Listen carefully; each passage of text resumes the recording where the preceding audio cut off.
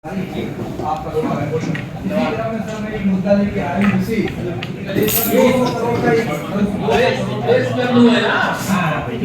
तो दे दीजिए कभी बात मत करो। सर एक मिनट बताऊंगा इसकी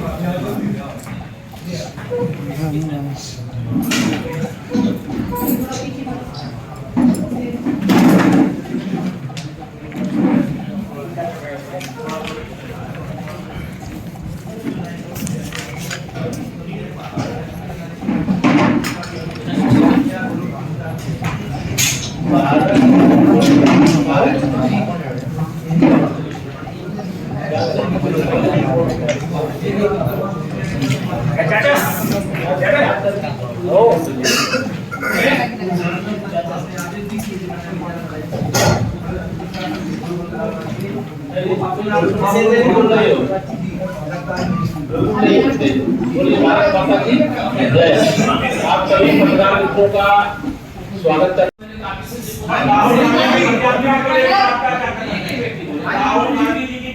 अरे दीदी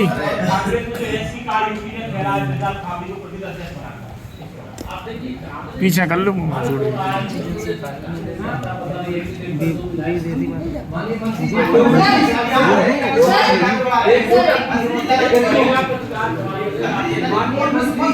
एक गरीबों की समस्या है जो एक तरफ अपनी सरकार अपनी अच्छी सरकार है और लोग स्वच्छता मिशन के लिए तमाम कार्यक्रम अपना रही है, करोड़ों रुपए खर्च कर रही है।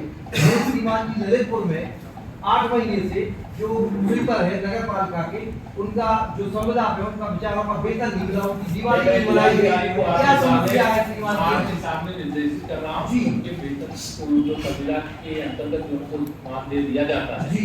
भुगतान में कोई विलंब है तो अलग रिपोर्ट के तो माननीय मंत्री विकास के नाम पर आपकी सरकार पहले सरकार थी, विकास के नाम पर आपकी सरकार दोबारा बनी, लेकिन ललितपुर की स्थिति रहती है जो सड़कें पहले भी बनी हुई थी वो भी आज जर्जर हालत में है। यदि आपको शायद आपने पहली बार जब आपकी सरकार मेरा बयान अभी जब आपको बता रहा था आपकी बात ये निर्देश दिया गया है गड्ढा मुक्ति का अभियान 15 नवंबर तक पूरा करना है। जो कार्य निर्माणाधीन है सुन लो पहले तो आप मेरी बात तो सुन लो। जो निर्माणाधीन है उनको अविलंब गुणवत्तापूर्ण ढंग से पूरा किया जाए। जो अभी कार्य योजना का हिस्सा नहीं है उनका मिनट्स के अंदर प्रस्ताव बना करके दिया जाए। बड़े पंचायत के जो शिक्षा को लेके ललितपुर के 2 क्षेत्र एक रातला कहां पर माननीय विधायक द्वारा लगातार आवाज उठाई गई है मुख्यमंत्री से मिले थे। वहां आपके तत्कालीन डिप्टी सीएम ने भी कहा था कि विद्यालय बना इंटर कॉलेज नहीं बना, 50,000 बच्चे प्रभावित होते, एक बालाघाट क्षेत्र वहां पर भी इंटर कॉलेज नहीं, तो दोनों विधायक हमारे आपके बगल में बैठे। अभी 3 नए विद्यालय जल्दी आपके आवास विकास परिषद की जगह नहीं है, झांसी में है जो गरीब लोग हैं उनके लिए आवास की सर यहाँ पे पलायन भी बनी हुई है और लोगों के पास रोजगार जब भविष्य में कोई फैक्ट्री या उद्योग खुलेगा सर बहुत कुछ आएगा। देखिए बुंदेलखंड आज पूरे देश का केंद्र बिंदु बना सर और बुंदेलखंड के लोग देश और दुनिया में रोजगार के लिए जाते हैं।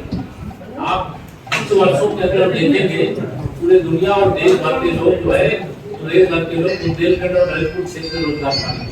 महोदय मेरा एक सवाल है सर कि जनपद में जैसे अभी आपने कहा है कि उत्तर प्रदेश भ्रष्टाचार मुक्त होना चाहिए, जनपद हमारा भ्रष्टाचार मुक्त होना चाहिए, लेकिन ऐसा यहाँ पे नहीं है। यहाँ पे सबसे ज्यादा अवैध खनन है। अवैध खनन को लेकर कई बार पत्रकार जब आवाज उठाते हैं तो उनको धमकियां दी जाती हैं और खनन अधिकारी कोई भी एक्शन नहीं लेते हैं। कई बार हम वर्जन लेने गए तो उन्होंने स्पष्ट कह दिया हम कोई वर्जन नहीं देंगे। उदासीनता किस लिए है? देखिए आप सब इस जनपद के निवासी इस समय बड़े से बड़े माफिया चाहे खनन माफिया हो, शराब माफिया हो, नकल माफिया हो, भू माफिया हो, सारे माफियाओं की हालत बदली हो गई। कठोर से कठोर कार्रवाई लेकिन सर यहाँ तो ऐसा नहीं निर्भीक है और अपराधी इसमें भयभीत और यही एक तरह से कह के सही मायने में सुशासन का संदेश है। जो कहीं कोई शिकायत आपको पर्टिकुलर हो तो आप मुझे बताइए, मैं जरूर उसकी जांच कराऊंगा। श्रीमान जी एक बात सुनने का बेहद खराब है। यहाँ पे मेरी लोग तय कर दो।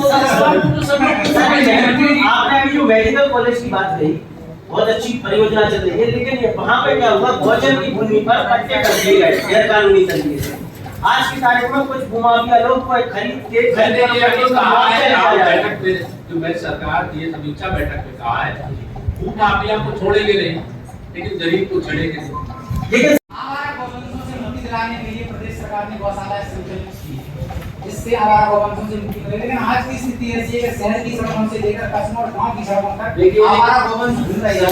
ये माननीय योगी आदित्यनाथ जी के नेतृत्व में सरकार बनने के बाद निराश्रित गौवंश के रखरखाव का बहुत व्यापक प्रबंधन किया गया है।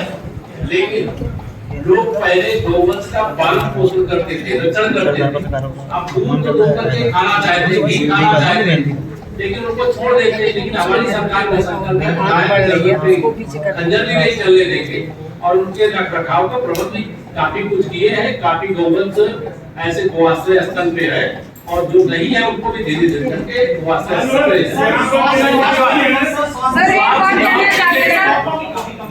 अभी आज जानकारी आई है कि चिकित्सकों की कमी को दूर करने के लिए सरकार लगातार प्रयास कर रही है। इसी के क्रम में एक जनपद एक मेडिकल कॉलेज कई महीनों से खराब है, उसको सही कराने के लिए टेक्निकल कंपनियां बड़ा विस्तृत है। पिछले 3 महीने हो पाया होगा। हम ऐसा नहीं कह रहे कि आप जो बता रहे हो गलत है।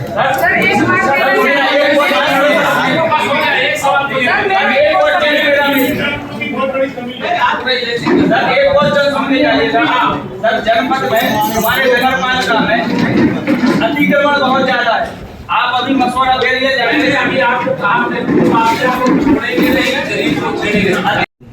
निरंजन जी, हमारे जिलाध्यक्ष जी, जिलाधिकारी, पुलिस अधीक्षक और आप सब पत्रकार मित्रों के सामने आज मेरा 1 दिवसीय जनपद का दौरा था। और इस दौरे के दौरान पहले तो मैं नारायण में एक कार्यक्रम था, उस कार्यक्रम में शामिल होने के बाद यहाँ के प्रसिद्ध हनुमान जी के उस मंदिर में गया। जैसी मूर्ति साइड में समझता हूँ के अलावा हनुमान जी की ऐसी मूर्ति दूसरे कहीं स्थापित है।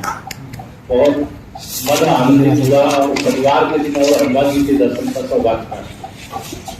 मैं वहीं पर स्थित गौशाला का निरीक्षण किया और गौशाला में जो गौवंश की संख्या है उसे भी देखा और वहाँ की व्यवस्थाओं को भी देखा। काफी संतोषजनक वहाँ व्यवस्था लगी है। लेकिन अभी भी जनपद में गो आश्रय स्थलों के निर्माण और संपूर्ण गौवंश को संरक्षित करने, सुरक्षित करने के लिए बहुत कुछ किया जा रहा है। उसके लिए आज आवश्यक निर्देश दिए गए हैं। जो गोचर भूमि है अभियान चलाकर उसे खाली कराया जाएगा। एक नेपियर घास होती है जिसको लगाने के बाद लगातार हरा चारा लोगों के लिए उपलब्ध रहेगा, गौवंश के लिए उपलब्ध रहेगा। उसके लिए भी कहा गया है कि एक व्यवस्था यहाँ बना करके तीव्र गति से काम को आगे बढ़ाया जाए। साथ ही क्योंकि जनपद ललितपुर 2 विधानसभा क्षेत्रों का प्रतिनिधित्व हमारे दोनों माननीय लोग साथ में मेरे बैठे हुए हैं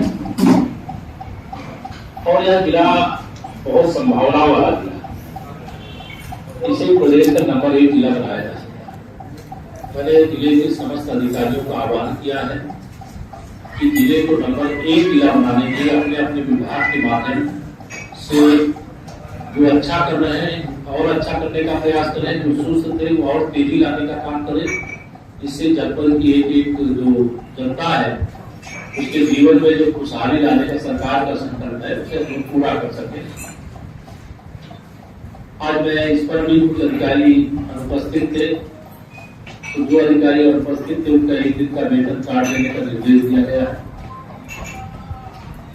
जिले के अंदर आयुष्मान भारत योजना के अंतर्गत जो 2013 के सेंसेस के अनुसार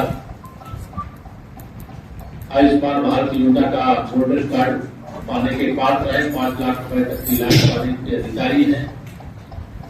अभियान चला करके 100% गोल्डन कार्ड बनाने का काम तीव्र गति से आगे बढ़ाया जाए। के मामले में हेट स्पीच के मामले में सपा नेता आजम खां की विधायकी रद्द की गई। मैं आपसे ये जानना चाहता हूँ, क्या हेट स्पीच करने वाले और नेता इससे सबक लेंगे? देखिए, लेना ही चाहिए। देखिए, विचारधाराएं राजनीतिक दलों की अलग अलग होती हैं और विचारधारा के आधार पर जब हम आप सब मीडिया के मित्रों से बात करें तब भी ध्यान रखना चाहिए, आप कहीं कोई सभा में भाषण कर रहे हैं तब भी ध्यान रखना चाहिए।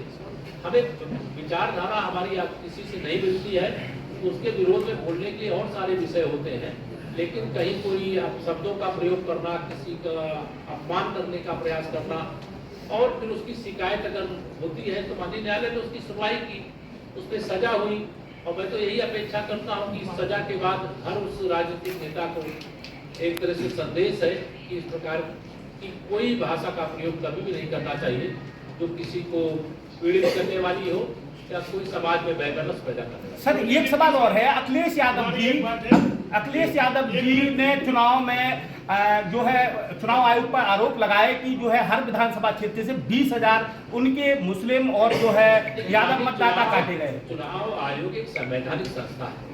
अगर कोई भी नेता, चाहे श्री अखिलेश यादव जी हो अथवा कोई भी, अगर चुनाव आयोग पर आरोप लगाता है तो या तो उसके पास प्रमाण होना चाहिए, आधार होना चाहिए। अगर उनके पास प्रमाण और आधार नहीं है तो अब चुनाव आयोग की नोटिस है, श्री अखिलेश यादव जी को जवाब देना है, जवाब देंगे। अब जवाब देने के बाद क्या चीज सामने आता है फिर हम लोग उस पर बोलेंगे। क्या आप लगता है कि उन पर कार्रवाई होना चाहिए? अभी जवाब तो दे। 20,000 की सूची 4 विधानसभा के सौंपे ना, कहाँ काटे गए। यहाँ पर आपसे ये हमारा सवाल है।